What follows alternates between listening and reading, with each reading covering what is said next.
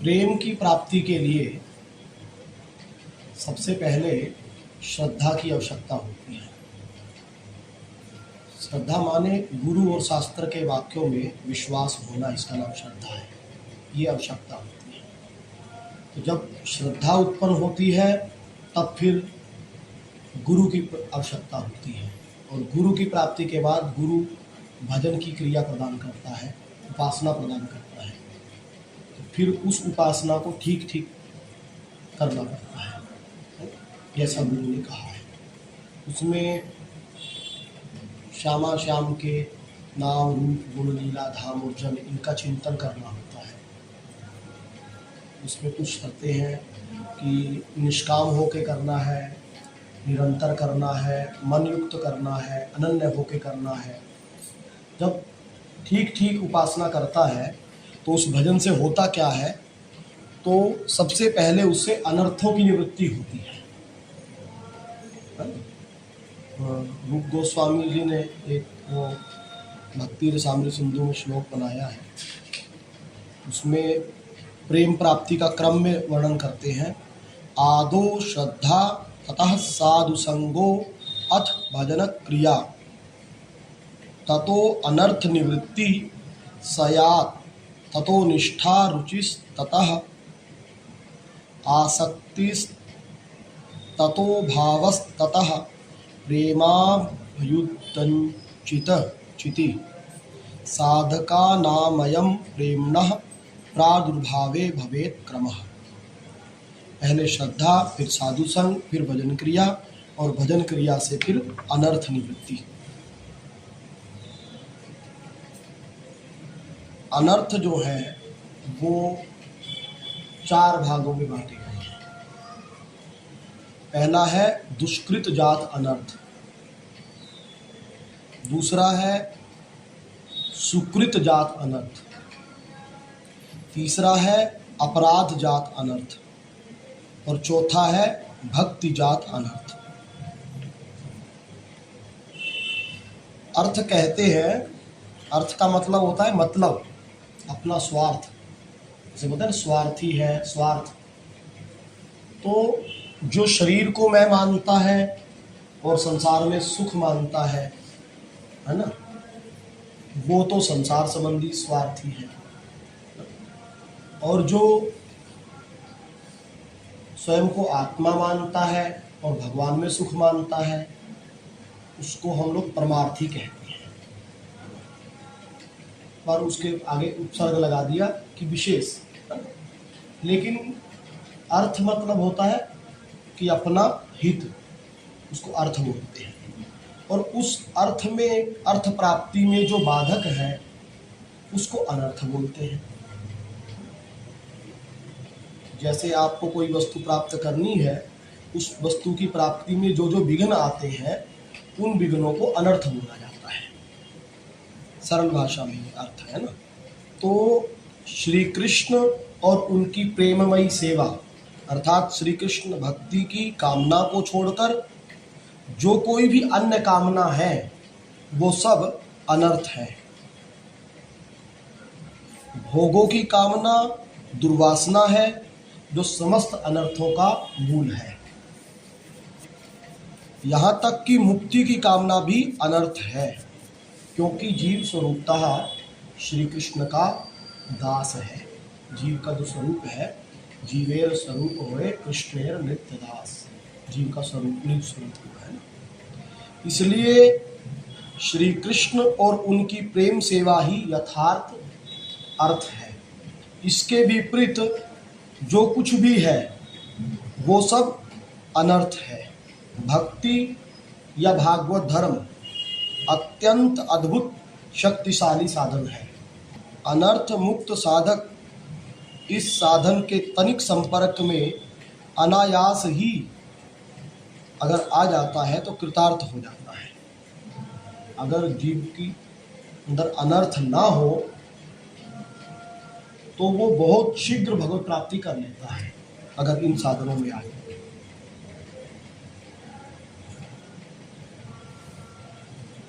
श्रीमद् भागवत के एकादश स्कंद के दूसरे अध्याय के 12वें श्लोक में कहा गया श्रुतो नुपठितो ध्यात आदृतो वानुमोदितः सद्यः पुनाति सद्धर्मो देव विश्वद्रुहोऽपि हि। भक्ति एक ऐसा विलक्षण साधन है जिसके श्रवण करने से, वाणी से उच्चारण करने से, चित्त से स्मरण करने से, हृदय से इस भक्ति को स्वीकार करने से, या कोई इसका पालन करने जा रहा हो उसका अनुमोदन करने से मनुष्य उसी क्षण पवित्र हो जाता है। भक्ति इतना विलक्षण साधन है कि भगवान का नाम रूप गुण लीला का यदि श्रवण करने में तो पवित्र हो जाए, उसका जब कीर्तन करता है तो पवित्र हो जाए, और उसका स्मरण करे तो पवित्र हो जाए। यदि श्रवण कीर्तन स्मरण से ही पवित्र हो जाता है। और यहाँ तक कि जैसे कोई भक्ति करने जा रहा है तो उसका अनुमोदन कर दिया जाए कि हाँ भक्ति बहुत अच्छी चीज़ है, करो आप, हम आपकी सहायता करेंगे। अनुमोदन करने मात्र से ही वो अनुमोदन करने वाला पवित्र हो जाता है। जैसे कोई परिक्रमा करने जा रहा है और भाई परिक्रमा करने जा, हाँ हाँ बहुत अच्छी बात है, आप जाओ। वो परिक्रमा करके आया, तो वो पवित्र हुआ, लेकिन आपने अनुमोदन कर दिया तो आप भी पवित्र हुए। चाहे वो सारे संसार का द्रोही ही क्यों ना हो, वो भी यदि भगवत श्रवण कीर्तन स्मरण करता है तो उससे वो पवित्र हो जाता है। इसलिए प्रत्येक साधक को बड़ी सावधानी के साथ भजन करना चाहिए। नरोत्तम दास ठाकुर जी ने कहा, अंतराय नाही आय एते परम भय। मतलब कि हे प्रभु, ये अनर्थ दूर नहीं हो रहे हैं, इसलिए मुझे अत्यंत भय हो रहा है।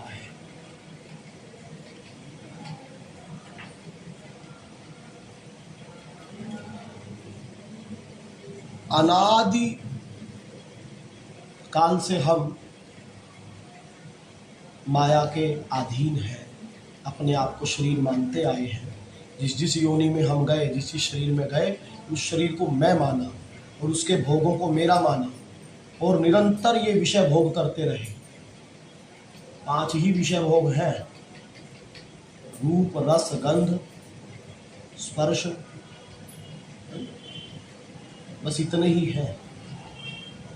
आँखों से रूप देखते हैं, कान से मीठे शब्द सुनते हैं, नासिका से बढ़िया बढ़िया सुगंध सूंघते हैं, जिह्वा से रस लेते हैं, स्पर्श से सुख लेते हैं। भाई इतने ही 5 हर योनि में, जो इस योनि में हमको मिल रहे हैं, मनुष्य योनि में सुख, वो हर योनि में मिलते हैं। देखने का अंतर है, पर अंतर वैसे नहीं है।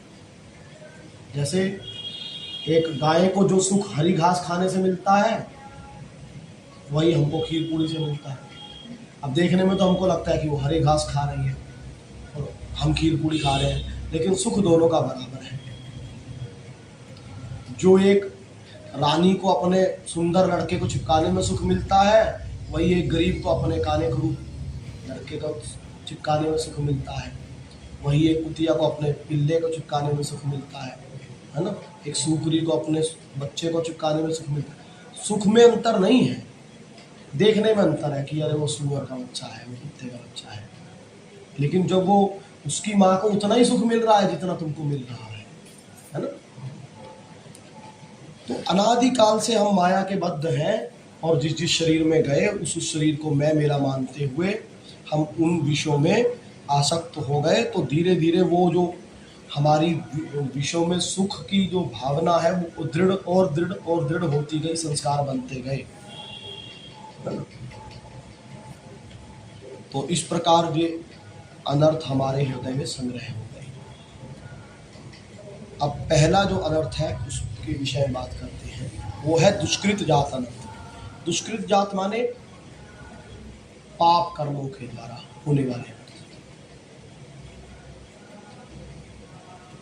पिछले जन्मों में हमने अनेक से दुष्कर्म किए, है ना, जिसके फलस्वरूप विषयों में हमारा और आसक्ति होती गई। द्वेष, राग, अविद्या और अस्मिता और अभिनिवेश, ये 5 प्रकार के जो है क्लेश होते हैं, ये पहले वर्णन कर चुके हैं।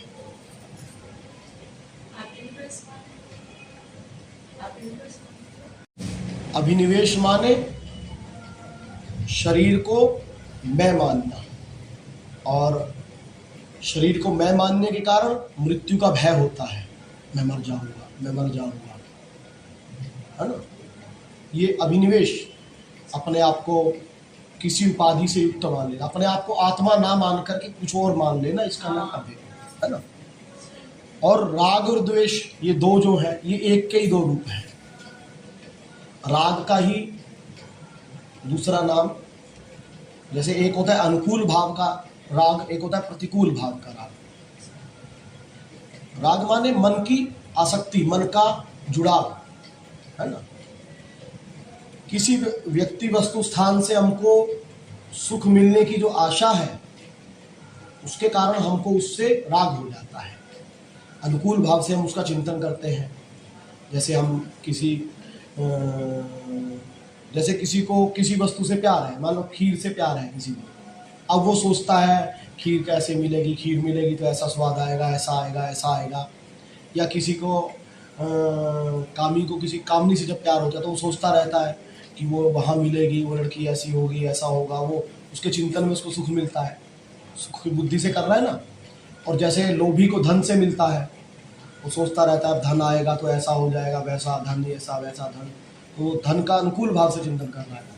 और प्रतिकूल भाव से जब चिंतन करते हैं, शत्रु का जब चिंतन करते हैं हम,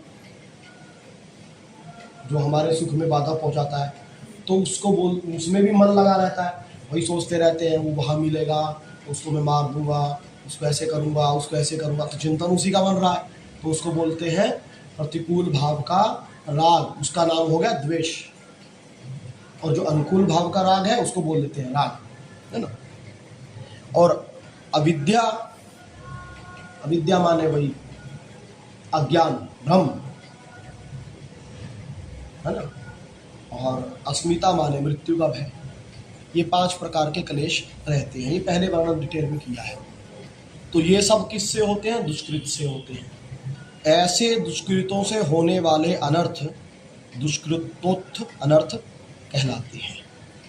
इसका सारांश है कि अनादि अविद्याग्रस्त कृष्ण बहिर्मुख जीवों की दुर्वासना के फल से यह देह देहिक आदिक में मैं और मेरा अभिमान, जड़ीय भोग वस्तुओं के प्रति राग या प्रीति, ये जो दुष्कृत जात अनर्थ है, उसके कारण ये सब होते हैं पंचक्लेश हमको, है ना। इसमें शरीर में मैं और संसार में मेरा बुद्धि जो है, और संसार में मेरा सुख है, ऐसी बुद्धि होने से भोगों में राग होना, और फिर उससे दैहिक, दैविक और भौतिक दुखों की प्राप्ति, है ना। अब जब हम भजन करने लगते हैं जीव, तो वो पुराने संस्कार आके उसको परेशान करते हैं पाप कर्म,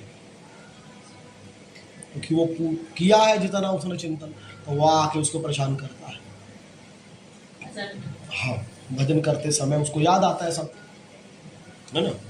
और पाप कर्मों से क्या आता है? दुख आते हैं, दरिद्रता है, आज एक्सीडेंट हो गया, आज वो हो गया, है ना। तो इसमें जब ये दुख आएंगे तो ये भक्ति में बाधा पहुंचाएंगे। अब भजन करने के लिए बैठा है व्यक्ति, पता चल गया उसका एक्सीडेंट हो गया, अब वहाँ जाएगा करेगा तो भजन छूटेगा। अब भजन करने के लिए सोचता है, लेकिन अब नहीं ड्यूटी पे जाएगा तो खाएगा क्या, परिवार का पालन कैसे करेगा। तो ये क्या, ये काहे के कारण है? दुष्कृत के कारण है ना। इसमें वो उलझा रहता है।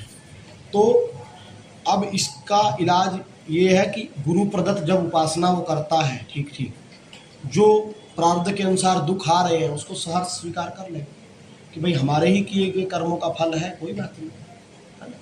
और नियम पूर्वक अपना नाम रूप गुण लीला में अपने मन को लगावे, जैसे कोई भी कार्य करते समय भी अपना भजन क्रिया करता रहे। हाँ, तो धीरे धीरे धीरे धीरे उसके जो पाप है वो नष्ट होते चले जाएंगे और फिर उसको सुखों की प्राप्ति होना शुरू हो जाएगी। हाँ, अब दूसरा है सुकृत जात अनर्थ। सुकृत, जैसे हमने पूर्व जन्मों में खूब पाप किए हैं ऐसे ही पुण्य भी किए हैं। केवल पाप पाप तो कोई करता नहीं, पुण्य भी करता है, पाप भी करता है। तो पुण्यों के द्वारा हमको सुखों की प्राप्ति होती है। अब जब सुखों की प्राप्ति होती है तब क्या होता है, तब भी मन भगवान से हट जाता है। किसी के यहाँ लड़की की शादी हुई, अब वो जो भजन करता था वो छूट जाएगा उसका। हाँ, आनंद में नहीं चले गए, भजन छोड़ के चले गए, आनंद में नहीं चले गए।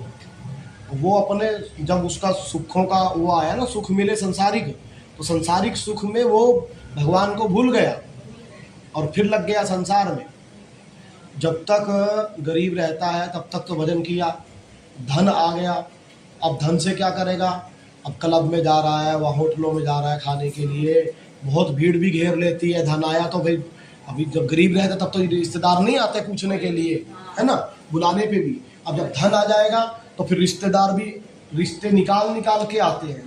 तो सगे हैं वो तो आते ही हैं, वो पड़ोस का रिश्ता, अरे आप हमारे पड़ोस में थे, अरे आप वहाँ थे, अरे आप वहाँ थे, आप हमारे इसके इसके इसके लगते हैं। दूर दूर की रिश्तेदारियाँ निकाल के आने लगते हैं। और जितने डॉक्टर हैं, मास्टर हैं, ये सब आने लगते हैं कि पैसा मिलेगा सेठ जी से। और सेठ जी भी अपने आप को दूसरा भगवान मानने लगते हैं। पहले तो वो मानता है शुरू शुरू में भगवान की कृपा से, लेकिन बाद में जब आता है तो भाई फिर अपने आप को ही भगवान मान, ये लगता है कि मैंने इतनी मेहनत की, अरे हम तो इतनी मेहनत करते थे, ये करते थे, तब हमने कमाई की है, अब ये आने लगता है। हाँ, तो वो क्या है, वो भूल गया। तो ये बाधा पहुंचाते हैं सुख भी आकर के। तो इससे साधक को सावधान रहना चाहिए और ये मानना चाहिए कि जिस प्रकार दुख हमारे पाप कर्मों का फल है और आ रहे हैं सहज में ही, है ना, तो जब सुख आए तो उसमें ये ना सोचे कि मेरे पुण्य कर्मों का फल है, उस समय ये सोचे कि भगवान की कृपा से आए हैं, मेरी तो कोई औकात नहीं है, ठाकुर जी ने कृपा करी है तो आया है ना, कोई भी। तो भगवान को ना भूले उस समय भी भजन का नियम को कायम रखे और धन जो आया है जितना आवश्यकता है उसको लगा करके बाकी को सेवा में लगाए, दुखियों की सेवा में, गरीबों की सेवा में। अगर सब लोग ये करने लग जाएं तो कितनी लोग जो दुखी हैं वो सुखी हो जाए। अब वृंदावन में देखो, धन लोग बांटते हैं भोजन, तो कोई भूखा थोड़ी रहता है। इसी प्रकार अगर हर शहर में अमीर आदमी सोचे कि चलो हम बांटे अपने हिसाब से, जैसे कोई गरीब देखा किसी को भोजन दे रहे हैं, किसी को वो दे रहे हैं, तो फिर उनका पुण्य तो बनेगा ही बनेगा, उनके क्लेश भी दूर होंगे लोगों के, है ना। तो जितना आवश्यकता से अधिक, वेद व्यास जी ने भागवत में कहा है कि जितने से आपका पेट भर जाए बस उतने पर आपका अधिकार है, यानी जितने में आपका गुजारा ठीक ठीक चल जाए, उसके आगे विषय भोगों में लगाओगे तो उसका दंड मिलेगा, है ना। कि जितनी आवश्यकता है उतना तो ठीक है, उसके अलावा आप फजूल खर्ची जो करेंगे तो वो पाप कर्म में आएगा आपके, है ना। तो उन्होंने कहा कि अगर कोई गरीब है और वो तप नहीं करता, यानी मेहनत नहीं करता, और यदि कोई अमीर है और वो दान नहीं करता, ऐसे दोनों के लिए वेद व्यास जी ने कहा है कि दोनों को पत्थर बांध करके उनको पानी में डुबो देना चाहिए, पानी में फेंक देना चाहिए। क्यों, मर जाएंगे, खत्म होगी उनकी कहानी। क्योंकि अगर आपके पास धन है और आप दान नहीं करते हैं तो क्या होगा, आप दरिद्र बनेंगे अगले जन्म में। अब दरिद्र बनेंगे तो फिर पेट भरने के लिए पाप करोगे, तो फिर नरकों में जाना पड़ेगा। इसीलिए जो धनी है और दान नहीं करता है, वो जब जितने दिन जीता है वो पाप करता है, पाप कमाता है। और दूसरा गरीब है, धन नहीं है और मेहनत नहीं करता है, तो वो क्या करेगा, वो भी जब भूख लगी तो पाप कर्म करेगा, है ना, तो उसका भी जीवन दुख में ही जाएगा। इसीलिए अगर साधन वो नहीं है तो मेहनत करनी चाहिए, है ना। मतलब तप माने, अब वो जैसे भोजन आधा मिला तो आधे में ही वो संतोष करे, है ना। तो उसके लिए ये नहीं है कि वही किसी का मर्डर करे या चोरी करे, डाका डाले। अब क्या करें महाराज, हम तो भूखे हैं, अब किसी को लूट लिया हमने, है ना। तो ऐसा पाप वो ना करे। तप इसका मतलब तप हो गया कि आधा खा के रह गया, वो तप है उसका। उससे भगवान देख रहे हैं इसने ये तप किया है, तो उसका फिर वो फलित होगा, है ना। और सुख और दुख दोनों में ही विचलित ना हो करके, सुख पाए हर्षित ना हो और दुख पा करके विचलित ना हो, और निरंतर जो गुरु ने उपासना प्रदान की है उसी में लगा रहे। इस प्रकार सुकृत जात और दुष्कृत जात अनर्थ आएंगे, लेकिन जब भजन करता रहेगा तो भजन से धीरे धीरे पाप और पुण्य दोनों नष्ट होते हैं भजन से। हाँ, अब तीसरा आता है अपराध जात अनर्थ। अपराध जात अनर्थ जो है ये बड़ा भयंकर, अपराध जात अनर्थ जो है बड़ा कठिन है। तो दुष्कृत और सुकृत तो जल्दी नष्ट हो जाते हैं, थोड़े भजन से ही नष्ट हो जाते हैं, लेकिन ये अपराध जो है ये बहुत समय लगाता है ना। देखने में ये जो पाप और अपराध एक जैसे मालूम होते हैं, परंतु इनमें भेद है। थोड़े से भजन से ही जो पाप है वो तो नष्ट होना शुरू हो जाते हैं। पाप राशि जैसे बहुत बड़ी रुई का ढेर हो और एक चिंगारी भी लगे तो वो रुई जल के भस्म हो जाती है। इसी प्रकार थोड़े भजन से ही पाप तो नष्ट हो जाते हैं, होना शुरू हो जाते हैं, है ना। लेकिन जो अनर्थ, ये अपराध जात जो है, इसका जो नाश है वो शीघ्रता से नहीं होता। इसके लिए पहले अपराध को स्वीकार करना पड़ता है और फिर हृदय में वो ग्लानि रखते हुए जब श्री कृष्ण का भजन किया जाता है भगवान का, तब वो नष्ट होता है। जो अपराध ना किया हो और केवल पाप कर्म ही जिसके हो वो बहुत शीघ्र भगवत प्राप्ति कर लेता है, क्योंकि पाप बहुत जल्दी नष्ट हो जाते हैं, लेकिन अपराध नहीं होते। किसी भी प्राणी की हत्या करना, चोरी करना, परिस्त्री गमन करना, व्यर्थ की बकवाद करना, कठोर भाषण, किसी को कठोर शब्द बोलना, और दुष्ट आचरण, दुराचार, दूसरे के धन आदि को हड़प लेना, डाका डालना जिसको बोलते हैं, दूसरों को दुख देना, दूसरे की बुराई करना, शराब पीना, मांस इत्यादि, मांस अंडा इत्यादि जो अभक्ष्य पदार्थ है उनका सेवन करना, ये सब शास्त्रों में पाप कहे गए हैं। तो ये जो पाप है चैतन्य चरितामृत में कहा गया, एक कृष्ण नाम करे सर्व पाप नाश, प्रेमेर कारण भक्ति करेन प्रकाश, प्रेमेर उदय होए प्रेमेर विकार, श्वेद कंप पुलक आदि गदगद अश्रुधार, अनायासे भवक्षय कृष्णेर सेवन, एक कृष्ण नामेर फले पाई एत धन, हे न कृष्ण नाम यदि ले बहुबार, तबु यदि प्रेम नाही नहे अश्रुधार, तबे जानी अपराध तहाते प्रचुर, कृष्ण नाम बीज ताहे न करे अंकुर। यदि एक भगवान का नाम की महिमा है, बता रहे हैं कि एक बार भी यदि कोई ठीक ठीक भगवान का नाम उच्चारण करता है तो उस उच्चारण से उसके सारे पाप नष्ट हो जाते हैं, है ना। एक कृष्ण नाम करे सर्व पाप नाश, सारे पाप नष्ट हो जाते हैं एक नाम से। और प्रेमेर कारण, और उसके हृदय में भक्ति का प्रकाश हो जाता है। और प्रेमेर उदय होए, फिर उसके हृदय में प्रेम का प्रकाश हो जाता है। और प्रेमेर विकार, जब प्रेम उदय हुआ तो फिर प्रेम के जो अष्ट सात्विक विकार हैं वो उदय हो जाते हैं, श्वेद कंप पुलक आदि, है ना। पसीना निकलना, शरीर का कांपना, रोए रोए खड़े हो जाना, गले का कंठ का गदगद हो जाना, नेत्रों से आंसू बहना, है ना, ये सब हो जाते हैं। अनायासे भवक्षय, और कोई बिना मेहनत के अनायास ही ये जो भवसागर है वो पार हो जाता है श्री कृष्ण के नाम का सेवन करने से, है ना।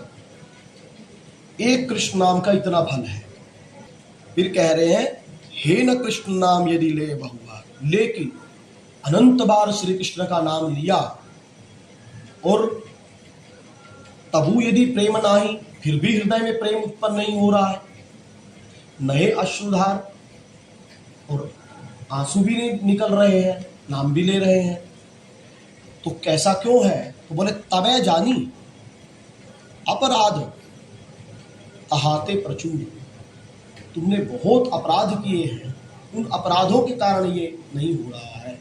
कृष्ण नाम बीज ताहे ना करे अंकुर, इन अपराधों के कारण वो कृष्ण नाम का जो बीज है वो उत्पन्न ही नहीं, अंकुरित नहीं हो पा रहा है, जो अपराध किए हैं, है ना। इसलिए अपराध जो है वो पाप की अपेक्षा अत्यंत गुरुतर होता है। तो अपराध में आते हैं मुख्य रूप से नामापराध, जो सबसे विशेष है, और दूसरा होता है सेवा अपराध। सेवा के अपराध 32 प्रकार के बताए गए हैं, और सेवा में जो त्रुटियां रह जाती हैं उनको सेवा अपराध कहते हैं, है ना। जैसे पादुका पहन के मंदिर में चले जाना, ये सेवा अपराध है। हाँ, सेवा का अपराध क्या रहता है ना। अब मंदिर में गए और जूता पहन के चले गए, अब बच्चे को गोद में ले गए, अरे बाल गोपाल है, क्या है, बच्चा है, पहन के चले, बच्चे को गोद में ले गए, जूता पहन निकलवाया नहीं उसका, तो वो सेवा अपराध है। मंदिर में जाओ तो जूता निकाल के जाओ, चाहे बच्चा हो चाहे कोई हो, दर्शन के लिए। हाँ। तो या जैसे घर में सेवा है, तो जब सेवा आप कर रहे हो तब जूता पहन के थोड़ी सेवा करेगा कोई, भूल से चला गया तो भी अपराध तो अपराधी होगा ना। चप्पल पहन के चला गया, इस बार मैं भूल में याद नहीं था। हाँ। आज वाला फिर भी वो वो जब तक भागवत जी विराजमान है तब तक वो मंदिर है ना।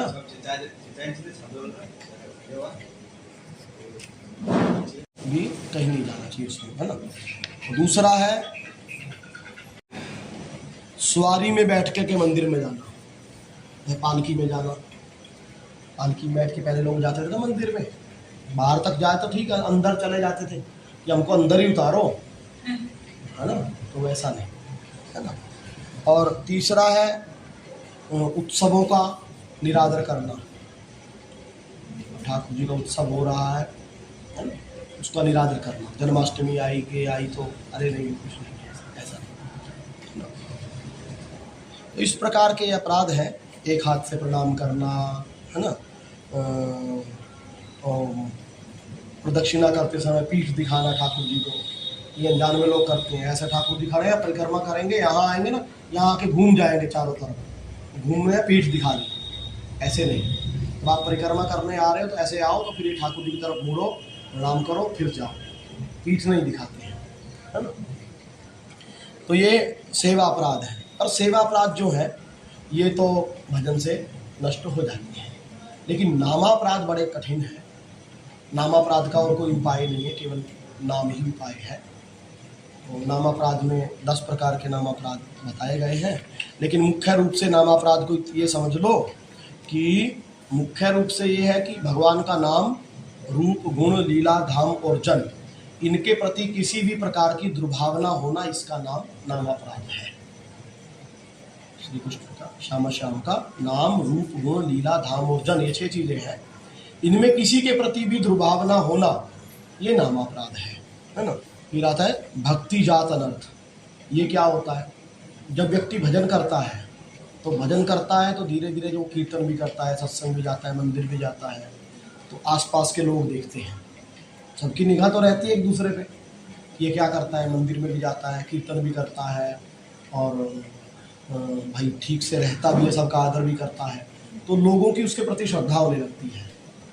तो लोगों की श्रद्धा होने लगती है तो लोग प्रणाम करने लगते हैं, प्रणाम करना, उनको भक्त मानते हैं, है ना। तो वो जो लोग उनको भक्त मान करके उसकी सेवा भी करते हैं, प्रणाम इत्यादि भी करते हैं, इससे उसके मन में आ जाता है कि ये सब जो मेरा सम्मान हो रहा है ये मेरी योग्यता के कारण हो रहा है। अब वो उसमें सुख लेने लगता है, लोग मेरे को प्रणाम कर रहे हैं उसमें सुख मानने लगता है। अब कोई प्रणाम नहीं करता तो उसको लगता है ये आदमी बुरा है, तो उसके प्रति द्वेष होने लगता है और दुख होता है मन में, है ना। तो ये भक्ति जात अनर्थ है। अब वो भजन तो छूट जाता है धीरे धीरे, ये चीज़ें रह जाती हैं कि वो हमको प्रणाम करता है कि नहीं, वो हमको आदर देता है कि नहीं, ये सब चीज़ें चलती हैं। तो इससे ये भक्ति जात अनर्थ कहलाता है। लोगों के द्वारा सम्मान देना, प्रणाम देना, ये देना, इससे धीरे धीरे सम्मान पाने की आदत बन जाती है ना। तो फिर वो सम्मान बरकरार रहे उसके लिए दंभ करता है ना। तो जब दंभ पे उतर जाता है तो फिर भक्ति धीरे धीरे नष्ट हो जाती है। तो भजन छोड़ देता है, दंभ में ज़्यादा मेहनत करता है। तो ये ज़्यादा गृहस्थियों को तो कम सताती है, ये विरक्तों को ज़्यादा आता है। ये जैसे कोई संत बन गए, बाबा जी साधक है, आए विरक्त वेश ले लिए, भगवत प्राप्ति तो नहीं हुई, विरक्त वेश लिए, अब भजन कर रहे हैं। अब लोग देखते हैं, सम्मान करते हैं, प्रणाम करते हैं। यदि वो उसको ये मानता रहे कि नहीं भाई, ये जो प्रणाम हो रहा है वेश को हो रहा है, मेरे को नहीं हो रहा है, ये जो प्रणाम हो रहा है तिलक को हो रहा है, गुरु के नाते हो रहा है, मेरे को नहीं हो रहा है, तिलक के नाते हो रहा है। अब वही बाबा जी जिसको प्रणाम इत्यादि हो रहा है, वही पैंट कमीज इत्यादि पहन लेंगे, और फिर कितने प्रणाम करेंगे तो पता चल जाएगा ना कि तुम्हारी योग्यता से हो रहा है कि किससे हो रहा है ना। हाँ, तो यही है। जैसे कोई कथा करता है, अब उसमें लोग प्रणाम इत्यादि करते हैं, तो ये माने कि ये मेरे को नहीं कर रहे, ये तो जो हम भगवान की कथा सुनाते हैं ना, ये उसकी महिमा का प्रणाम है, ये तो भगवान के नाते भगवान को प्रणाम है, मेरे को नहीं है, उनकी कथा को प्रणाम है। क्योंकि हम कथा सुनाते हैं तब लोग प्रणाम करते हैं, हम कोई फिल्म सुनावे फिर प्रणाम करेंगे क्या? नहीं। फिर नहीं करेंगे ना। तो इसका मतलब प्रणाम किसको हुआ? कथा को हुआ ना। हाँ, तो ऐसा मान करके इससे बचा जा सकता है ना। हाँ, तो ये 4 प्रकार के जो अपराध हैं, ये भक्ति से धीरे धीरे जो उपासना मिलती है गुरु के द्वारा, इससे ये धीरे धीरे नष्ट होते हैं, है ना।